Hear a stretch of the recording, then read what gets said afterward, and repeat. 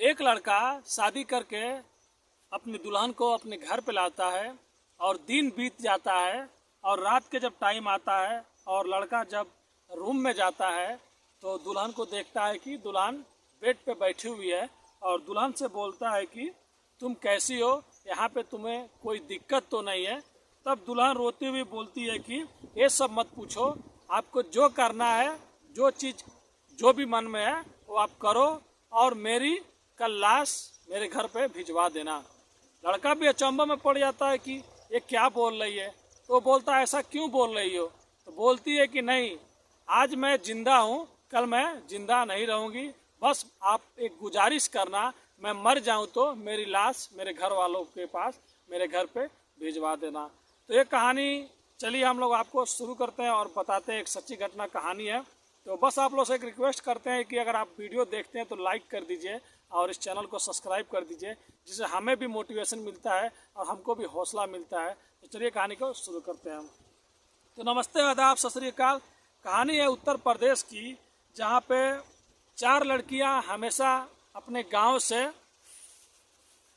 City college पढ़ने जाती थी और उन लड़कियों का बीएससी फाइनल में चल रहा था, मतलब लास्ट ईयर चल रहा था बीएससी का उन लोग का।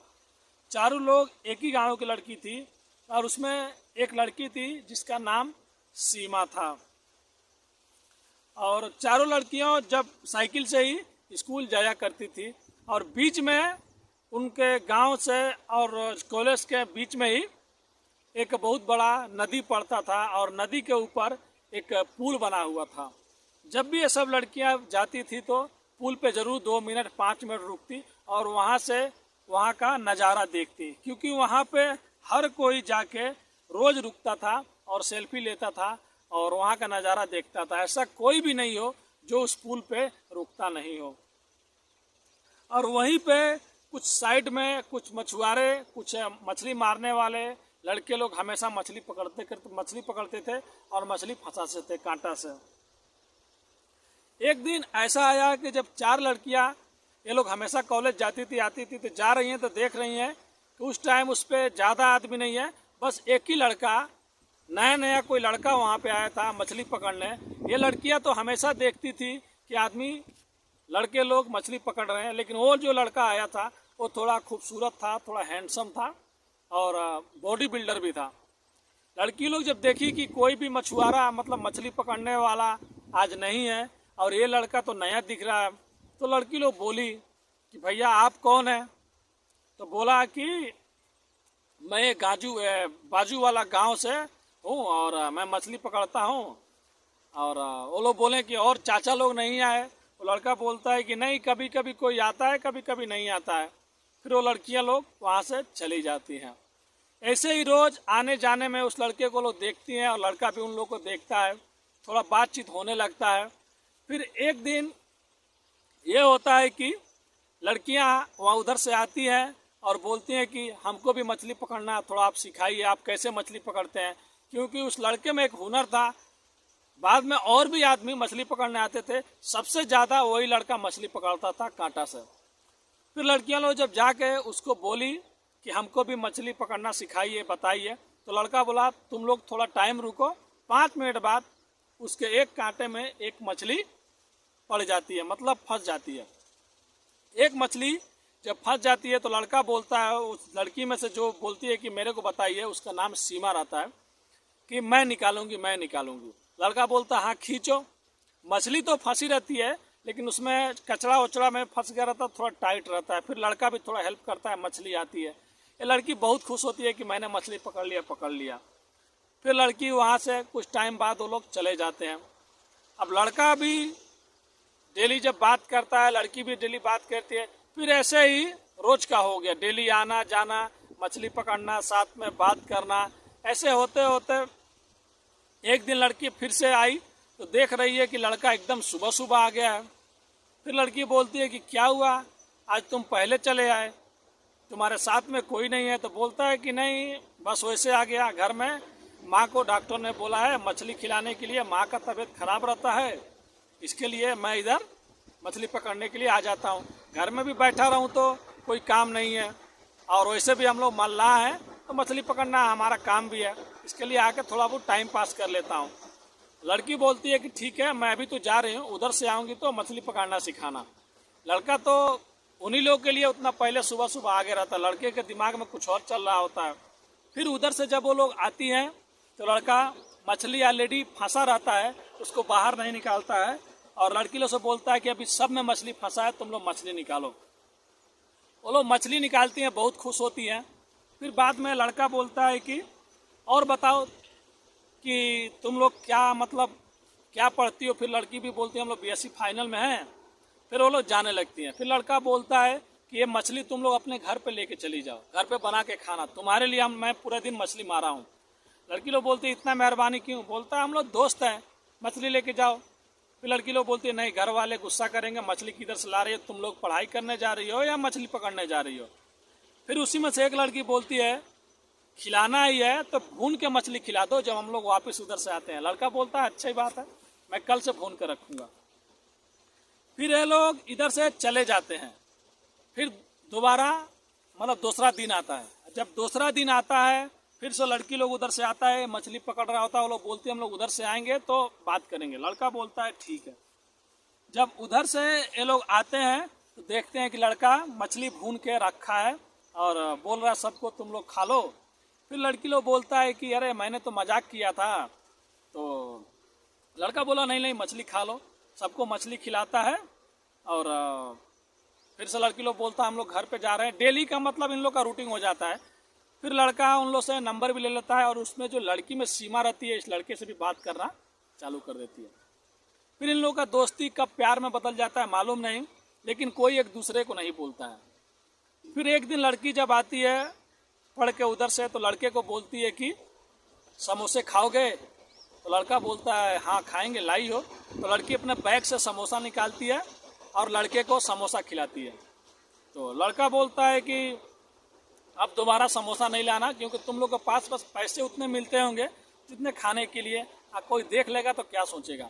लड़की बोली कि तुम हम लोग को मछली खिलाए तब मैं तुमको समोसा खिलाया। तो लड़का बोलता है कि मैंने तो मछली पकड़ना भी सिखाया, तुम लोग ने क्या सिखाया। तो लोग बोलती है कि हम लोग पढ़ते हैं, तुमको पढ़ाई सिखा देंगे। तो लड़का बोलता है ऑलरेडी मैं बी फार्मा कर चुका हूँ, मेरा भी लास्ट चल रहा है और मैं लखनऊ से पढ़ाई करता हूँ। वो तो मैं घर पे छुट्टी के लिए आया हूँ तो टाइम पास करने के लिए इधर पुल पे बैठ जाता, मेरा गांव बाजू में ही है। बोलते हैं सब ठीक है। फिर इन लोग लड़की लोग चली जाती हैं। लड़की भी बहुत खुश होती है। लड़की के दोस्त लोग भी बोलते हैं कि लड़का तुमको चाहता है सीमा। लड़की इग्नोर करती है, नहीं नहीं ऐसा बात नहीं है। फिर बाद में धीरे धीरे चलते चलते मालूम है ना, जब कुछ गड़बड़ होना रहता है तो अपने लोग ही गड़बड़ करते हैं। जब लड़की लोग डेली आती हैं और उस लड़के से बात करते हैं तो जो लड़के के दोस्त लोग रहते हैं जो मतलब बाजू में मछली पकड़ते हैं, उन लोग से देखा नहीं जाता, रहा नहीं जाता कैसे कुछ लड़कियां आके एक लड़के से बात कर रही हैं और हम लोग से बात नहीं कर रही हैं। क्योंकि सब लड़कों में सबसे अच्छा फिटनेस वाला वही लड़का था, पढ़ाई में भी और बात करने में भी।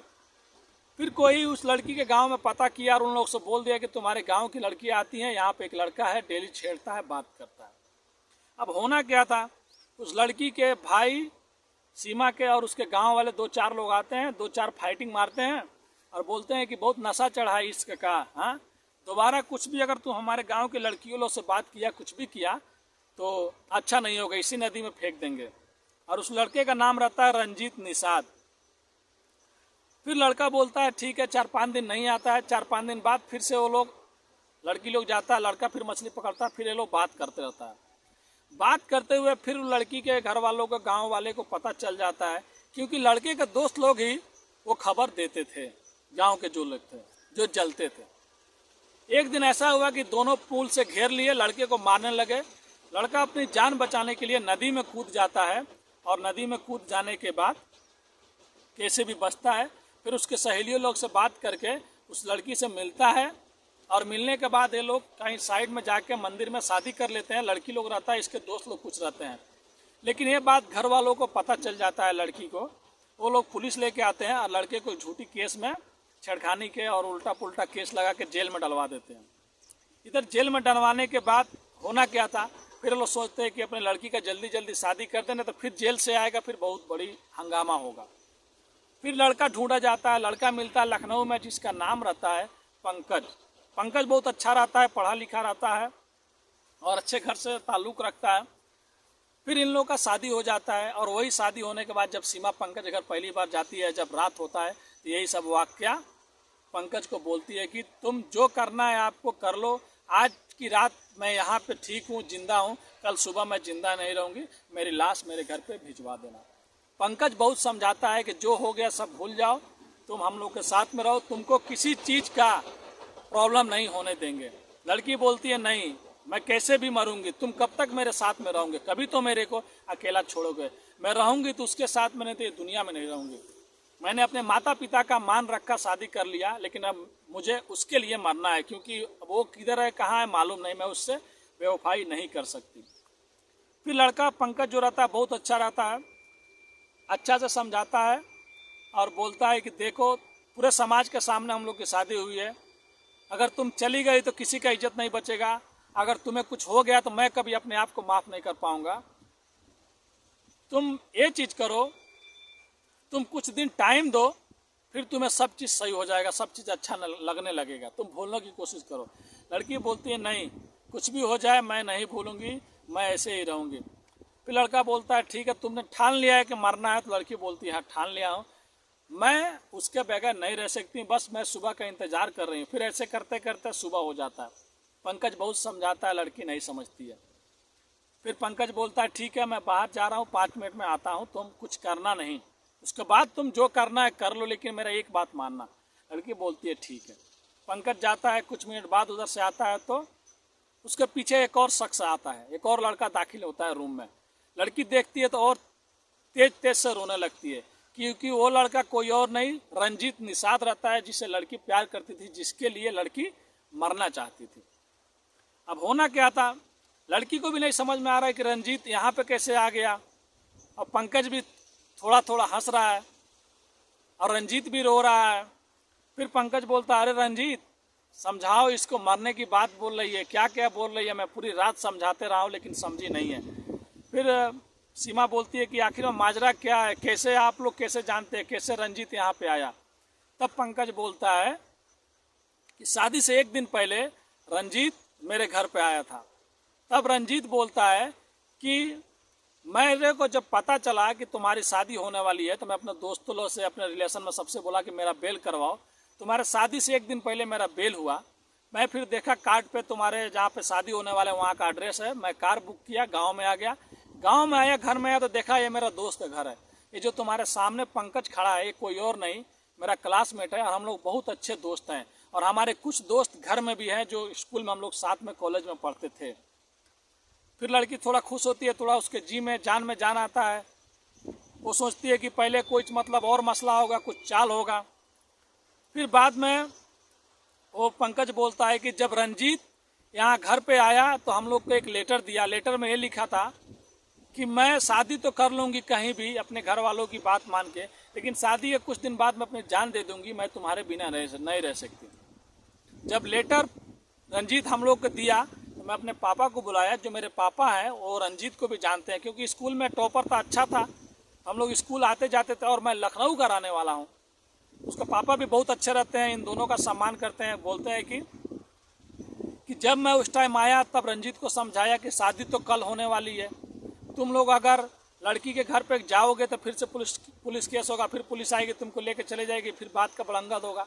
तुम हम लोग जो बात बोलते हैं वो करो, तुम ऑलरेडी शादी कर चुके हो, तुम बात सुनो, तुम यहीं पर रुको, पंकज की शादी करने दो, पंकज लेके आएगा तुम्हारे दुल्हन को, तुम लेके चले जाना। उसके बाद जो भी कानूनी कार्रवाई, चाहे जो भी चीज़ें, तुम भी बालिक हो, लड़की भी बालिक है, मैं निपट लूँगा उनके घर वालों से। यही सब बात बोला। और वहाँ पे पंकज की माँ भी रहती है, बोलती है बेटी तुम टेंशन मत लो, हम लोग हैं, पंकज के भैया भाभी सब लोग रहते हैं, मतलब घर के सब लोग जो शादी में आए रहते हैं, सब कोई बहुत खुश रहता है, क्योंकि जो रंजीत रहता है आम लड़का नहीं रहता है, स्कूल का टॉपर रहता है। और मालूम है ना यार, जब हम लोग स्कूल में पढ़ते हैं तो बोलते हैं हाँ एक आदमी है बहुत टॉप करता है, बहुत अच्छा पढ़ाई करता है, मतलब उसको हम लोग उसके लिए हम लोग उसी से मोटिवेशन लेते हैं, कॉलेज में चाहे स्कूल में। उसमें से रंजीत था, भले वो गरीब घर के था तो क्या, लेकिन जो पंकज घर वाले थे बहुत उसकी सम्मान करते थे, क्योंकि उनके लड़के का दोस्त था, और ऊपर से स्कूल टॉपर भी था, स्कूल में अच्छा खासा पढ़ाई करता था। यही सब बात हुआ। फिर तुमको अपने घर पर मैं लेकर आया, फिर पूरी रात मैं तुमको समझा रहा था। मैं पंकज को बोला अगर वो लड़की तुम्हारे साथ में, मैं रंजीत को बोला लड़का पंकज बोलता है, मैं रंजीत को बोला अगर वाकई में तुम बोलते हो कि तुम लड़की से प्यार करते हो, तुम बात करते हो, अगर लड़की भी तुम्हारे साथ में रहना चाहती है तो मैं पूरा पक्का मतलब पुख्ता कर लूँगा, लड़की तुम्हारे साथ में रहती है तो मैं तुम्हारे साथ में जाने दूंगा। इसके लिए मैं पूरी रात सीमा को मनाते रहा कि तुम हमारे साथ में रहो, जाने दो जो हुआ। अगर सीमा मान जाती तो ठीक है, लेकिन सीमा बोलती थी नहीं मानूंगी।